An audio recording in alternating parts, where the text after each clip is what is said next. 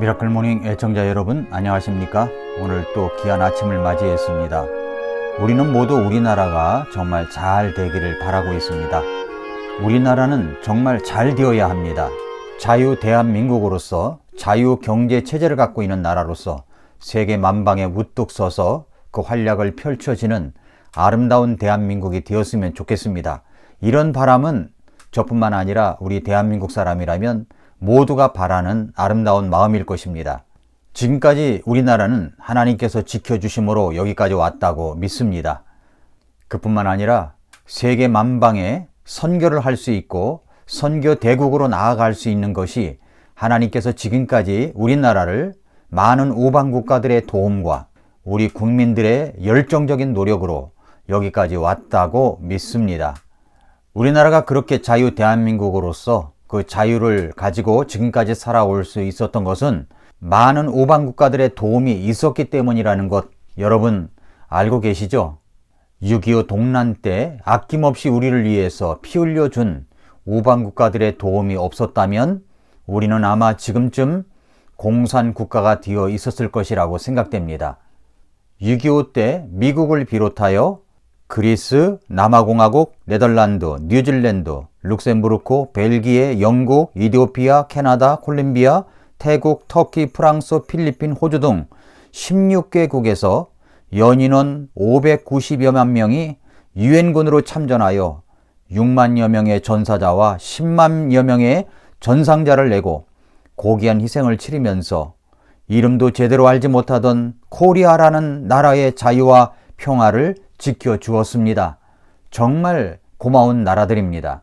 그뿐만 아니라 노르웨이, 덴마크, 스웨덴, 이탈리아, 인도 등 5개국은 2200여 명의 의료진을 보내주었습니다. 브라질, 볼리비아, 아르헨티나, 에콰도르, 엘살바도르, 쿠바, 칠레, 코스타리카, 아이슬란드, 리베리아, 멕시코, 파키스탄, 이스라엘 등 20개국은 물자를 지원해 주었습니다. 우리나라 대한민국은 이러한 도움 속에서 우방 국가들의 도움 속에서 진정한 자유를 얻게 된 것입니다. 고귀한 희생들 때문입니다. 이런 후면에는 하나님께서 우리나라를 도와주셨다고 저는 믿습니다. 그리고 지금 여기까지 왔다고 믿습니다. 하나님께서 각 나라들을 움직여 주셨기 때문에 이름도 들어보지 못한 코리아라고 하는 이 나라에 와서 많은 고귀한 희생을 했던 것입니다.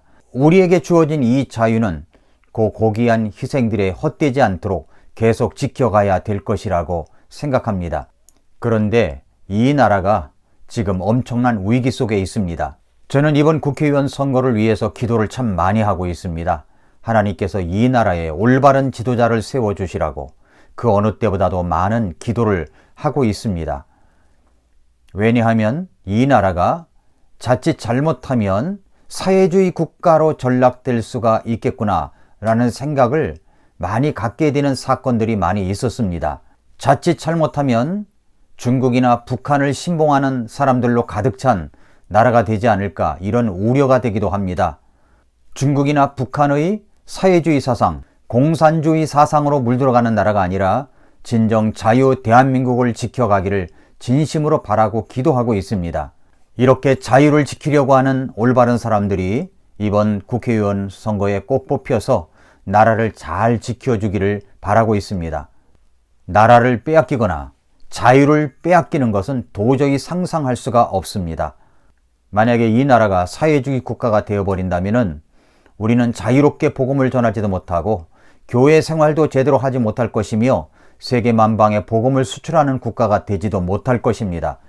그러므로 우리는 이 자유 대한민국의 아름다운 성장과 발전을 위해서 함께 기도하고 노력해야 될 것입니다. 나라를 빼앗기거나 자유를 빼앗긴다는 것은 상상도 할 수 없는 일입니다. 경제가 망가지는 것도 정말 고통스러운 일입니다. 그런 일들이 이 나라에 일어나면 어떻게 되겠습니까? 나라가 없다면 우리는 정말로 아무것도 아닙니다. 자유가 없다면 우리는 교회와 그리고 복음을 전하는 것도 그렇게 쉽게 이루어질 수가 없습니다. 그러므로 우리는 이번 국회의원 선거에 정말로 진정한 자유 대한민국을 지켜갈 수 있는 사람들, 이런 사람들을 꼭 뽑았으면 좋겠습니다. 그런데 여러분, 나라가 망하는 것, 나라를 빼앗기는 것, 결코 일어나서는 안 되는데 그렇게 일어난 나라가 있었습니다. 그것은 바로 오늘 에스더서의 배경 속에 있는 이스라엘 유대민족입니다. 유대민족은 하나님께 범죄함으로 말미암아 바벨론에 많은 사람들이 포로로 잡혀갔고 많은 사람들이 흩어져 살게 되었고 그리고 고국에 남아있는 예루살렘에 남아있는 사람들도 많은 어려움과 고통 속에 있었던 때였습니다. 그런데 그때 페르시아 제국 밑에 있던 유대인들도 지금 에스더서의 배경 속에 보면은 나라가 망했을 뿐만 아니라 유대민족 전체가 몰살 위기에 처해 있는 그런 극한 위기 속에 있었습니다. 에스더서에는 하나님이라는 말, 기도라는 말이 나오지 않지만 절과 절 사이에 하나님의 역사가 흐르고 있고 기도하는 기도의 역사가 흐르고 있다는 것을 우리는 읽으면 읽을수록 그것을 알 수가 있습니다. 모르드게는 하나님 앞에 달려나와 매달리며 통곡합니다. 이 민족을 살려달라고 통곡합니다. 유대민족은 이제 모두 다 죽게 될 날을 정해놓고 기다리고 있는 중입니다. 하만이라는 사람이 그 음모를 꾸미고 그것을 시행하려고 했기 때문입니다. 근데 그 앞에 앞장서서 유대민족을 살리기 위해서 나섰던 사람이 모르드게입니다. 모르드게 혼자의 힘으로 그것을 할 수 있었을까요? 그러나 나 혼자만이라도 하나님 앞에 매달리며 기도하겠다고 하는 이 절절한 외침, 부르짖음이 에스더서에 흐르고 있습니다. 모르드게는 이제 왕후가 된 에스더에게 그 사실을 통보합니다. 모르드게만 그런 역할을 한 것이 아니라 바로 에스더가 어떤 역할을 했는지, 에스더가 어떻게 한 민족을, 자기 민족을 살릴 수 있었는지 우리는 에스더서를 통해서 그 말씀이 주는 교훈을, 메시지를 우리가 읽을 줄 알아야 합니다. 모르드게는 이제 왕후가 된 에스더에게 이 사실을 알립니다. 그리고 특별한 일을 하라고 요청합니다. 그것이 무엇입니까? 에스더서 4장 7, 8절에 보니까 모르드게가 자기에게 일어난 모든 일과 하만이 유대인들로 인해 그들을 멸하려고 왕의 보고에 바치기로 약속한 돈의 총액을 그에게 말하며 또 수산에서 그들을 멸하기 위해 전달된 칙령 문서의 사본을 그에게 주고 그것을 에스더에게 보여주어 그녀에게 그것을 밝히 알리게 하며 또 그녀에게 부탁하여 그녀가 왕에게 들어가 그 앞에서 자기 백성을 위해 그에게 간구하고 요청하게 하니 라고 했습니다. 하만의 계획을 왕에게 알리라는 것입니다. 왕에게 들어가라는 것입니다. 왕에게 이야기하라는 것입니다. 그러자 에스더가 뭐라고 얘기를 합니까? 에스더서 4장 10절부터 11절에 보면은 왕의 부름을 받지 않고 왕에게 나아가면 죽을 수 있다는 사실을 이야기하면서 왕이 나를 부르지 않은 지 30일이나 되었는데 내가 어떻게 왕에게 나아갈 수가 있느냐, 죽을 수도 있다, 이런 이야기를 모르드게에게 이야기를 합니다. 그러자 모르드게가 뭐라고 이야기를 합니까? 에스더서 4장 13절 14절에 보니까 그때 모르드게가 명령하여 에스더에게 회답하되 네가 왕의 집에서 모든 유대인들보다 더 잘 피하리라고 스스로 생각하지 말라. 이때 네가 전적으로 잠잠하면 유대인들은 다른 곳으로부터 해방과 구출을 받으려니와 너와 네 아버지 집은 멸망하리라. 네가 이와 같은 때를 위해 왕국에 들어갔는지 누가 알겠느냐 이야기합니다. 네가 왕후가 되어 있는 것이 바로 이때를 위함이 아는지 누가 알겠느냐. 그러므로 너는 왕에게 가서 그 이야기를 하라. 만약에 그렇지 못할 것 같으면 너는 망하게 될 것이고 이 민족은 하나님이 다른 방법으로 살릴 것이다. 이렇게 이야기를 합니다.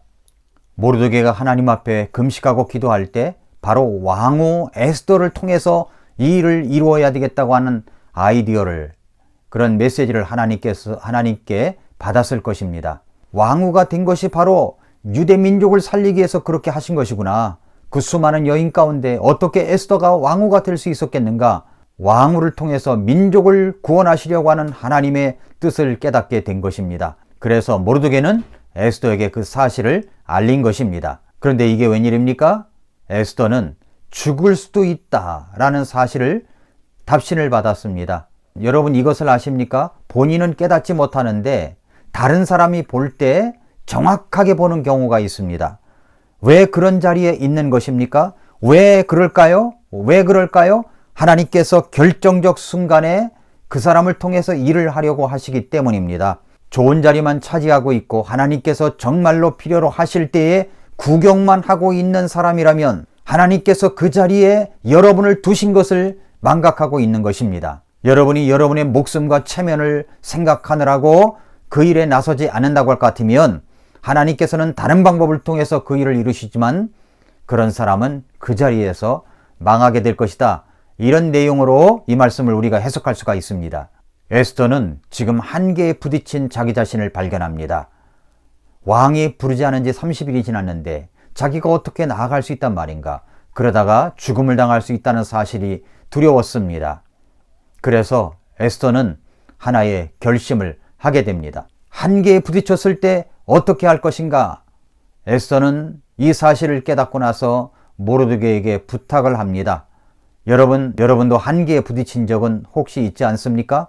연약함을 느끼면서 어쩔 줄 몰라 할 때가 있지 않습니까? 그때 우리는 어떻게 해야 합니까? 에스더는 모르드게가 보내온 서신을 받고 자신의 한계를 깨닫고 이제는 다음 단계로 나아가게 됩니다. 그 한계를 넘지 못하는 자기 자신, 한계를 넘지 못하는 이런 두려움 때문에 어떻게 해야 될 것인가를 고민하다가 그는 이제 모르드게의 서신을 받고 이제 크나큰 결심을 하게 됩니다. 에스더서 4장 15, 16절에 보니까 이에 에스더가 그들에게 명하여 돌아가서 모르드게에게 이같이 답하게 하되 가서 수산에 있는 모든 유대인들을 함께 모으고 당신들은 나를 위하여 금식하되 사흘 동안 밤낮으로 먹지도 말고 마시지도 마소서. 나도 내 시녀들과 함께 그렇게 금식하리이다. 그리고 나서 내가 법대로 하지 아니하고 왕에게 들어가리니 내가 죽으면 죽으리이다. 이렇게 이야기를 합니다. 죽을까봐 하는 두려움 때문에 우리는 한계에 부딪힐 때가 많습니다. 나라가 풍전등화처럼 위기에 처해 있습니다. 그런데 우리는 죽음의 문제만큼은 양보하지 않는 것 같습니다. 그런데 에스더는 어떻게 합니까? 자기 죽음을 걸고 왕에게 나아가겠다고 이야기를 합니다. 그래서 모르드게를 비롯하여 수산에 있는 모든 유대인들을 한데 모아놓고 3일 밤낮으로 금식을 하면서 하나님 앞에 기도를 해달라고 부탁을 하고 있습니다. 그리고 에스더 자신도 시녀들과 함께 그렇게 하겠다고 합니다. 그리고 나서 자기가 왕이 부르지도 않았는데 나아가면 죽을 수도 있는 그 법안을 잊지만은 이제는 그 법대로 하지 아니하고 왕에게 나아가겠다. 이렇게 결심을 하게 된 것입니다. 그리고 말하기를 내가 죽으면 죽으리이다. 이런 결단을 하게 된 것입니다. 그렇습니다. 바로 이것입니다. 죽으면 죽으리이다. 죽기밖에 더 하겠습니까? 이 결단과 각오가 있을 때 무엇이 두렵겠습니까? 이런 것은 하루아침에 만들어진 것이 아닙니다. 어린 시절 모르드게는 자신의 딸처럼 에스더를 양육했습니다. 유대인들이 자기 자식을 양육할 때 어떻게 양육합니까? 지금도 이스라엘 사람들은 자녀를 양육할 때 토라와 탈무드를 가지고 어린아이들을 양육합니다. 그리고 그것을 달달 외우며 지키도록 합니다. 그래서 세계적인 석각들이 쏟아져 나오는 것이고 세계적인 거부들이 나올 수 있게 된 것입니다. 그들은 어렸을 때부터 하나님을 향한 절대적인 믿음과 신뢰를 가지고 있습니다. 에스더도 그렇지 않았겠습니까? 에스더는 어렸을 때부터 모르드게를 통하여 하나님을 향한 신앙으로 무장이 되고 교육을 받았던 여인이었습니다. 모르드게가 신앙의 힘으로 에스더에게 도전을 주자 에스더는 바로 신앙의 힘으로 죽으면 죽으리이다 라고 답을 한 것입니다. 어느 날 갑자기 이런 결심이 나온 게 아닙니다. 죽으면 죽으리이다. 에스더는 하나님의 놀라운 능력을 의지하기로 결심했습니다. 즉 하나님의 백성 전부가 하나님 앞에서 금식 기도를 하고 자신도 시녀들과 함께 금식 기도를 하면 기도의 능력이 이 모든 한계를 뛰어넘을 수 있도록 해주신다라고 하는 사실을 믿고 그는 하나님 앞에 기도를 시작하게 된 것입니다. 그렇습니다, 여러분. 한계를 뛰어넘을 수 있는 것은 바로 기도의 능력입니다. 우리가 하나님 앞에 엎드려 간절히 기도하면 그리고 합심하여 기도하면 하나님께서 그 기도를 들어주십니다. 기도는 힘이 있습니다. 기도는 놀라운 능력이 있습니다. 그래서 마태복음 18장 18절부터 20절에 보면은 진실로 내가 너희에게 이르노니 무엇이든지 너희가 땅에서 묶으면 그것이 하늘에서 묶일 것이요 무엇이든지 너희가 땅에서 풀면 그것이 하늘에서 풀리리라. 내가 다시 너희에게 이르노니 너희 중에 두 사람이 자기들이 구할 어떤 것에 대하여 땅에서 한 마음이 되면 하늘에 계신 내 아버지께서 그들을 위해 그것을 행하시리라. 두세 사람이 내 이름으로 함께 모인 곳에 나도 거기에 그들의 한가운데 있느니라 하시니라 말씀하고 있습니다.